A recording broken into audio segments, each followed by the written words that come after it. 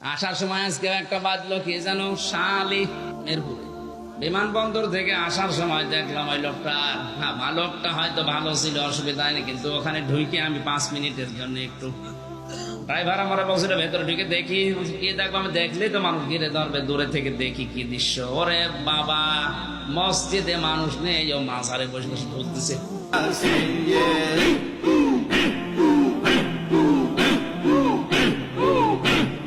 কেউ আবার আল্লাহর পাশাপাশি বাবার নামে জিকির আরম্ভ করেছে, ইয়ালি বাবা, শালি বাবা, দয়াল বাবা, খাসা বাবা।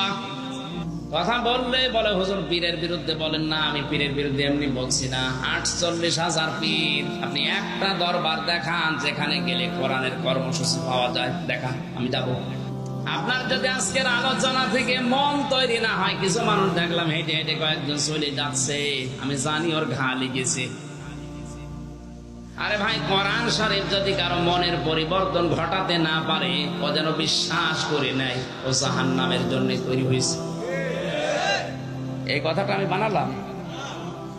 এতে তিরমিজি শরীফের হাদিস, মানিত্তাবাআল হুদা বিগাইরিল কোরআন আদাল্লাহুল্লাহ। এখানে যারা গ্রামার বোঝে জিজ্ঞাসা করেন তো শব্দটার ওজন কত। আদাল্লা ইউদিল্লু বাবে ইফআল। যদি নবী দল্লা শব্দ দিতেন, দল্লা ইয়াদিল্লু, তাহলে বাংলা অর্থ আসতো আপনি নিজেই নিজেকে গোমরা বানিয়ে ফেলেছেন। কিন্তু আদাল্লা শব্দের বাংলা অর্থ হবে, যখনই বাবে ফাল থেকে কোনো শব্দ আসবে বাংলা অর্থ দাঁড়াবে আপনি হয়তো ভালো হওয়ার নিয়তে কোনো জায়গায় গিয়েছিলেন, কিন্তু কোরআন সেখানে ছিল না। এই জন্য আল্লাহ নিজে দায়িত্ব নিয়ে আপনাকে গোমরা বানিয়ে দেবে। এই হাদিসের বাস্তব প্রমাণ আজ বাংলাদেশ। এই কথা বলা লাগবে। কথা বললে বলে হুজুর পীরের বিরুদ্ধে বলেন না। আমি পীরের বিরুদ্ধে এমনি বলছি না। 48,000 পীর, আপনি একটা দরবার দেখান যেখানে গেলে কোরআনের কর্মসূচি পাওয়া যায়, দেখান, আমি যাবো। একটাও। চট্টগ্রামের মরহুম আব্দুল জব্বার ছিল, এখন আস্তে আস্তে নষ্ট হয়ে যাচ্ছে। আগেকার জামানার পীরদের জীবনী পড়েছি, ভার্সিটিতে থাকাকালীন দেখতাম ওদের কাছে মানুষ গেলে কোরআন তুলে দিতই না, এটা পড়লে তুমি আল্লাহকে পেয়ে যাবে। আর এখন 48,000 দরবারের একটা দরবারে এগুলো নেই। ওদের ছেলে মেয়েরা এখন দায়িত্বে আছে, ওখানে গেলে এখন আর কোরআন দেয় না, এখন দিয়ে দেয় হু হু যা। কথা বলা লাগবে।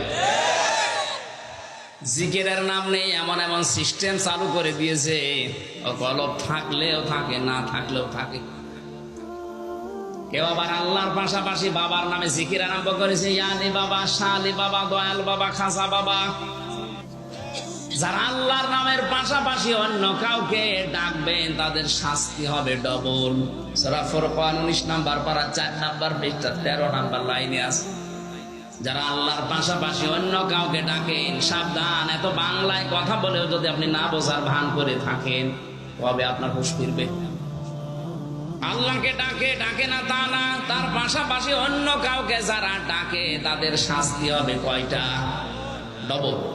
ইউদাআফু লাহুল আযাব ইয়াউমাল কিয়ামাতি ওয়া ইয়াখলুদ ফীহি মুহানা। আমরা যেন এই ভুল কাজটা বাংলাদেশে না করি, বুঝে শুনে, কেউ না বুঝে করেছেন সেটা আলাদা, ওটা মাফ হয়ে যাবে। কিন্তু এখন জানার পরে যেন আল্লাহর পাশাপাশি অন্য কাউকে আপনি ডাকবেন না। এমনকি রাসূলুল্লাহকেও জিকির করা জায়েজ নেই। কেউ যদি বলে ইয়া রাসূলুল্লাহ, ইয়া রাসূলুল্লাহ, হারাম। জিকির হবে শুধু কার নামে? রাসূলের নামে হবে দরুদ। রাসূলের নামে কি? আল্লাহর নবীর নামে জিকির করা জায়েজ নেই, কারণ জিকির একটা ইবাদত। জিকির কি? আপনি ইবাদতটা সিস্টেম পাল্টিয়ে ফেললেন। এই জন্যই বলছিলাম কোরআন নেই, এই কারণে হাজারো মানুষ আজ ভালো হওয়ার নিয়তে যে দেখি ভালো হওয়া তো দূরের কথা, আর খারাপ হয়ে যাচ্ছে। এই যে কুষ্টিয়ার লালনের মাজার, মানুষ তো মনে করে আল্লাহর ওলি শুয়ে আছে, অথচ সারা দেশ করিয়ে যে কয় মন গাঁজা না পাবেন, ওখানে গেলে আরো বেশি পাবেন। পুলিশে পাহারা দিয়ে খাওয়ায়, খা জায়গা ফেরি জায়গা, মন মতো গাঁজা খেয়ে ঢলতেছে।